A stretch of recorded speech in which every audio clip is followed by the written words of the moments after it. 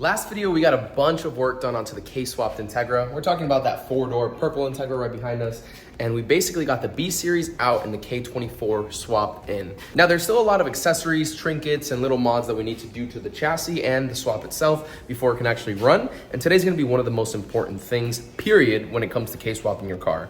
That being said, we're gonna be touching on the fuel system. This is gonna apply for any K-swapped car from the 92 to 2001-ish range. Now, for the EFs that are a little bit older or for the newer chassis, you can still get some really good knowledge out of this. But for this video in specific, we're gonna be setting up these components onto the 1996 Acura Integra, and I'll be showing you every part of it step by step so you have no questions, concerns, or problems when you do this at your house with simple tools. Before we dive into the actual application of the K-Swap fuel system, I want a brief understanding of the fuel system to tell you guys at home, just so you're familiar with what we're working with. From the factory, these systems have a fuel pump and a fuel tank in the back of the car, which leads to a line all the way up here, a hard line from the fuel tank, that leads to this little canister right there, which has a fuel filter inside, to a banjo bolt, and then it has a soft line with a banjo 90-degree fitting right there, and that goes to the fuel rail on the OEM car. Now, for two reasons, this is not gonna work for our K-swapped car.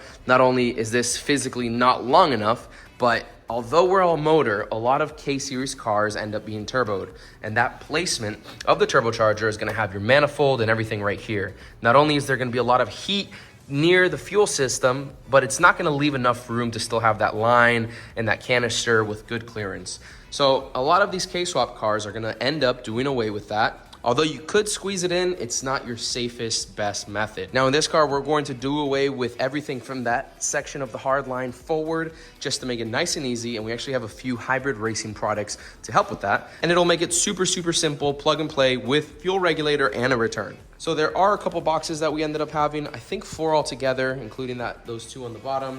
But these are the main components of what we'll be using. Obviously, we have a hybrid racing fuel rail right here, and I actually went with this one because it has that center option to have a really nice sleek look. The feed is gonna go right into the fuel line right there.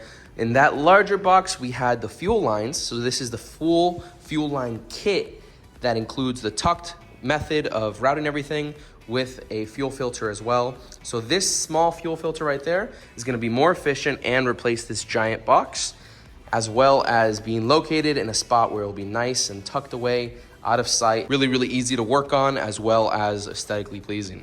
Next, from Hybrid, we have their fuel pressure regulator. Now this has all the associated fittings necessary, and it also has an increase table at the top. So for every turn, you're increasing 15 PSI, which is really important for when you're setting your base pressure. And we'll be running their fuel gauge either on the regulator right here or on the rail. I haven't quite decided, but if you didn't have access to the gauge or your fuel pressure at the regulator, this is gonna be great because you're able to have a quick notation of how much you're increasing. So if you wanna do 10 PSI, you get it roughly to a certain location, and you don't have to have much guesswork with it. Next, just as important on the fuel system is of course the injectors. Now we could have done a simple stock K-series injector or even the RDX, but we opted to go with these alpha injection 1000 cc K-series injectors. Now that might be a little bit of overkill for a stock K24, but our goals in the future are gonna include either nitrous, supercharger, or turbo for this build in particular. So we know that there's gonna be a lot of fuel demand in the future. Why spend $100, $200 on some RDX injectors or whatever the cost may be when we're gonna have to upgrade anyways? So huge thank you to Alpha Injection as well as Hybrid Racing for getting these products really quick and ready for our K-Series project. In the last video, we did have this manifold as well as the throttle body roughly placed onto the engine.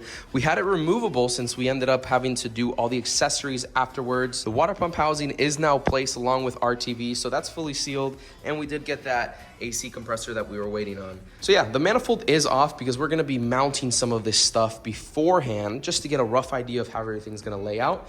And very important, I should mention this now, petroleum jelly or some type of Vaseline. It's really important when you're working with things like O-rings or things with seals that might have the potential to break. These hybrid racing fuel rails do a really nice job of not having a sharp edge or a sharp bevel on the end of the receiving part for the O-rings. But some of the cheaper fuel rails out on the market that you might encounter or be working with will have a very sharp lip that can cause an O-ring to crack or cut itself going in, and you won't even notice it until you get fuel pressure in there and potentially give you a lot of damage. So for that reason, we're using some petroleum jelly, Vaseline, to make sure all the O-rings are safe. But more importantly, you wanna make sure you have a quality fuel rail that doesn't have that sharp lip with the receiver for the O-rings. There are a few hard lines that we do need to cut, and you could just use a Sawzall or some snips, but that makes it very messy. And especially when you're working with fuel, you wanna make sure not to have anything that could have sparks or have any contamination into the lines. The proper tool would be this tube cutting tool, and you can pick this up at Advanced Auto Parts, O'Reilly's, AutoZone, whatever your nearest parts store is, for about 10 bucks. Literally cuts the hard tubing line without any problems, and you can get it done in like 10-15 seconds. There are a few other things like a riv nut tool that we're gonna be using today, but I'll show you guys how to do it without the tool, and you can do all of this from home. But there are some stuff that I really want you guys to pay attention, because there's gonna be a lot of gems in this video. So that being said, let's go ahead and dive into it.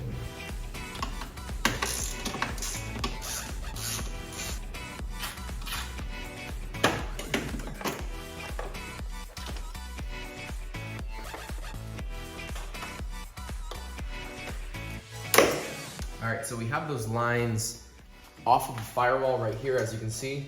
The next thing we're gonna do is just straight cut them. Like I mentioned earlier, this is the tool that we're gonna be using. It's very, very easy in terms of operation. This knob right here adjusts how wide this has to open for the size of the line. Lefty-loosey makes it bigger, righty-tighty, of course, makes it smaller. So this gets placed over the tubing, you clamp it down, and you spin around.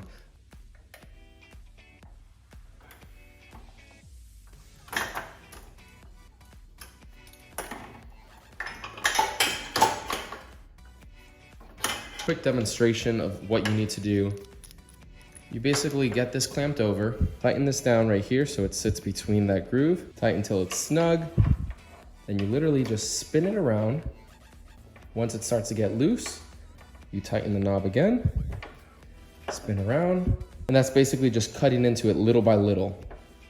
And what you're left with is a really, really clean cut.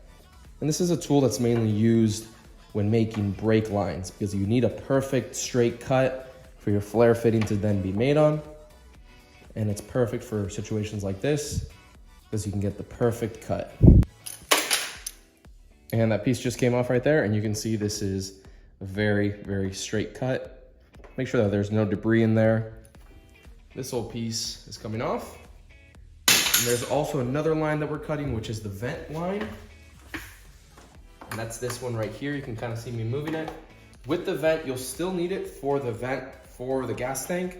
What I do, I cut it a little bit shorter, and then I like to route it downwards, maybe towards the wheel well. You definitely don't want to cap it off, because it needs to be there to relieve the excess pressure in the gas tank that occurs through driving or heat, etc., etc. Make sure it's still open to atmosphere. Do not cap it, but route it out of the way. For the return line, it's already pretty low. So you can see right there, that is where the tubing stops for the return line, and then it goes to this hose. This hose is gonna be completely replaced by that hybrid racing hose. So this is already pretty much to the length that we want it. Now that I mainly cut off the main tube for the feed, which is this one right here, I'm gonna go ahead and straighten it out a little bit just by pulling it with my hand, making sure not to kink it. And then I'll cut it a little bit shorter just because I want it as clean as possible. And then we can go ahead and start mocking up those lines. Went ahead and removed that hose for the return. So we have the outside one right here, which is the vent hose. Then we have the return tube right there and the feed tube right here. That's gonna all basically end up attaching to the regulator. So one of the things that I did was mount the regulator in a spot that I know it's gonna reach. So I test fitted the regulator right here on the shock tower, and there is a threaded hole from the factory that we're utilizing, which is right there. And I just have one of Hybrid's bolts right now placed just to have a rough idea of what it's gonna look like. And since there only is one threaded portion, we're gonna go ahead and put a riv nut on the other side, just so we have full security. A lot of people run these with only one bolt, and I like it fully done. So what I have here is just a Sharpie, and I'm going to make a little marking right there where that needs to be drilled and a nut put in, or excuse me, a riv nut put in. And this is close to the master cylinder for the brakes, but I've already verified that the 90-degree bend is gonna go straight down, and we're gonna have more than enough clearance. So that's gonna be perfect. Now that I have it marked, I'm just gonna go ahead, drill that spot, Take off the regulator and cover the lines first, of course, but make sure that it's all clean, drill it, put the riv nut in there, and we'll be good to put that other bolt.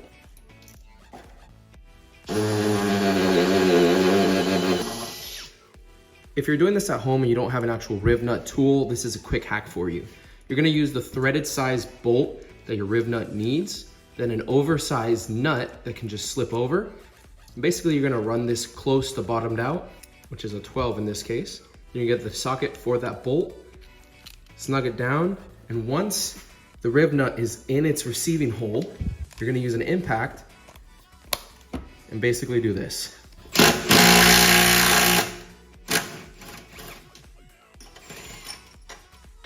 And there we go. Now it does have a little bit of a dome on it, so the regulator might sit slightly at an angle, but all things considered, it's gonna be so much better to have both threaded holes rather than just one. Let's see how good my rough estimates were.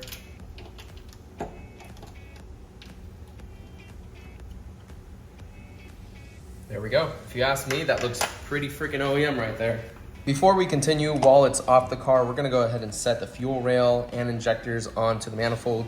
First thing I like to do is get a little Vaseline, like I mentioned, and we're just gonna lather the O-rings. Not that much, you just wanna get a thin layer on there. That way it has some ease going into the bores of either the manifold or the fuel rail. So normally I'll do the manifold first, and you can see ever so slightly even pressure, and that goes right in. If you're feeling some type of extreme resistance, or you feel like there's more necessary press on one side of the O-ring than the other, you wanna let off. You definitely don't wanna ruin these O-rings. You can definitely get replacements if you do, but it's just such a hassle to have to order replacements or source them locally. It's something that if you don't need to do, don't do it. So we're just going nice and easy, pushing down on them. You wanna make sure you have the correct injectors for your application, obviously. So these are specific from Alpha Injection for a K-Series engine. And like I said, these are just the 1000cc injectors. And they should be able to move a little bit side to side like you're seeing right here without any problem. That's nice and easy. Like I mentioned, although the hybrid racing fuel rail is already nice and clean and there's no sharp edges, I still put just a little bit of Vaseline, maybe a pinky finger in each, just a hair on there. And what this is gonna do, it's gonna slide on perfectly without any need of force. So I kind of get the hats similarly aligned. Make sure that they're all facing the right direction, and then I'll push down. Push down, and it'll pop right into place. And there is no problem right there. It just went in nice and easy, and you can tell there wasn't any tugging or anything. One thing you'll have to notice when you put injectors, not only on a K-Series, but any car or any engine in particular, there is almost always, especially with aftermarket rails or fitments of manifolds, a little bit of a gap between the manifold and the fuel rail. And you can see that gap kind of present right there. That might be a better angle for you. And the last thing you wanna do is snug this down. So if you just go ahead and run a long bolt and you bring it down, you'll have not only a gap between the bolt and the rail, but when it secures it, it's gonna tilt this rail backwards. What that's gonna do, that's not gonna allow the O-ring to fully seat. Now, a solution to that is either running spacers or have an injector configuration that is smaller, closer to the manifold, but this is a perfect fitment for K-Series, and all we need to do is get some spacers.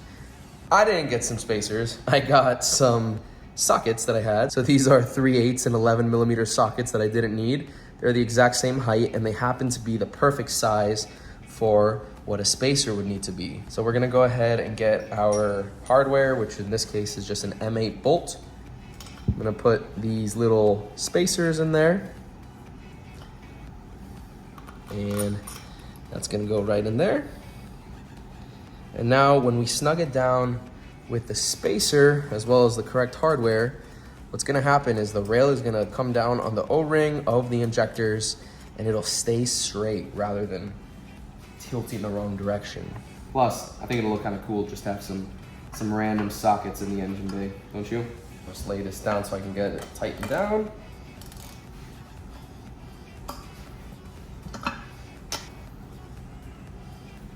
We don't have any torque specs for this, but anything that's an M8 thread for the most part is gonna be around 20 foot-pounds. And I, for one, don't need a torque wrench for that. I can just kind of snug it up and feel what it's like. But we know that that is nice and secure. You can still have your movement on the O-rings for the injectors, but there's not gonna be a lot of up and down play. You can see there's maybe about 1 millimeter of movement from up and down, but the hat and the bottom seat has about 5 millimeters of movement before it's a problem. So that, in my opinion, is perfect fitment for your injectors to fuel rail.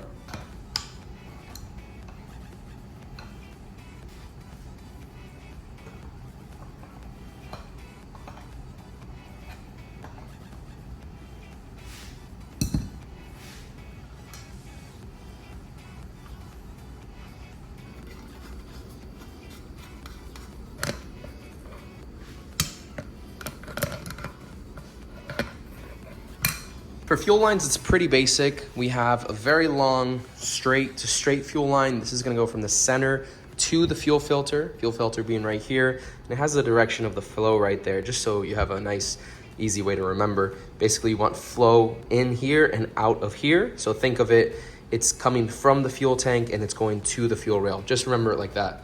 Then we have another line with two 90-degree fittings at the end. This is gonna go from the inlet right here of the fuel filter to the right side of the fuel regulator, which is gonna be to a fitting right there. That's gonna be receiving the fuel. And then we have this other fuel line, which is gonna go on the left-hand side of the regulator, and is gonna be receiving the fuel from the OEM hard line. And we have a final hose, which is the very, very thin one. This is gonna go to the bottom of the regulator with this AN fitting to the return hard line on the car. Quick overview for you guys, just to have it in mind. I'll go ahead and get this manifold placed on there right now. We can start routing those lines.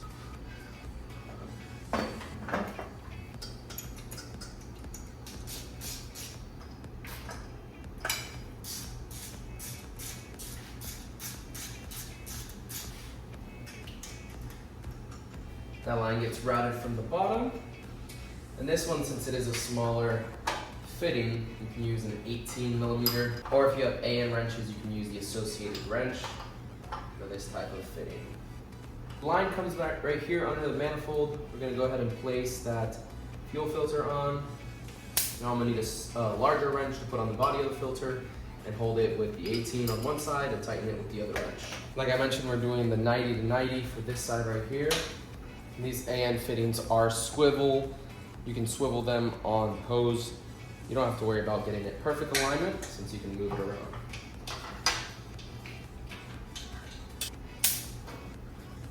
And in case I didn't mention it earlier, on these AN fittings that are ORB, otherwise it has an O-ring on one side, you want to make sure to put a little bit of grease or Vaseline like we've been doing, just to make sure that O-ring seats nice and it doesn't rip or anything once it's being tightened.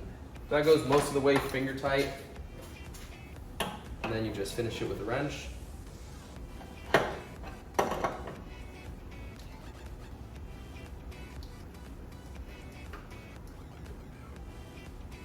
And that fitting that covers the port for the gauge just fell out, but I'm gonna be putting the gauge more than likely right here anyways, so I'll just place that afterwards. I have the other fitting already placed on this side, and I'm taking it off right now just to add a little bit more Vaseline. And although this is pretty tight with the master cylinder, I think I'll still be able to tighten all the fittings without having to move anything or do it off of the car. Now from this angle, you should be able to see the hard line that's all the way to the left, right there. That's where the feed is coming from. You wanna make sure that this fitting swivels so that you can have access to the hose clamp on the outside. That's gonna be oriented like this, so I want it like that. So I'll go ahead and just slip this over. It's gonna have to have a little bit of extra slack right there, since I have some good access right there to the regulator. For those of you in Florida, you know my pain. It's about 90 degrees outside, super humid, and a bunch of mosquitoes. It's that time of year already.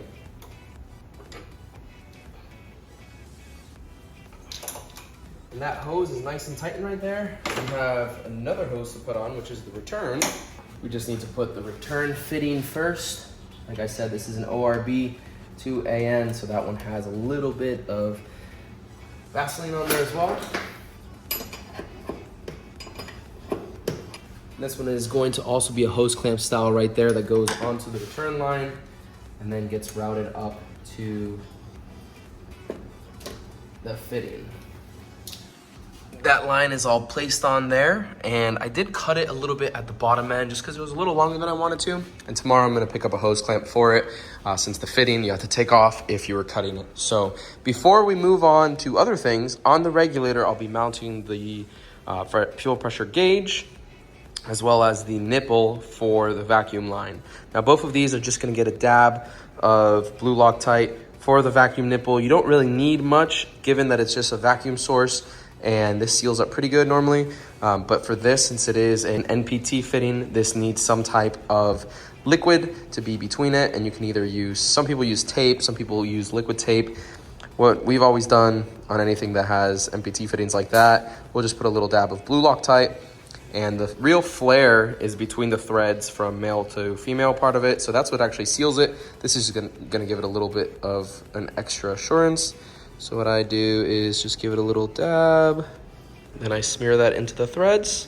Then I go ahead and thread it in. I'll put it on more evenly on the threads right now.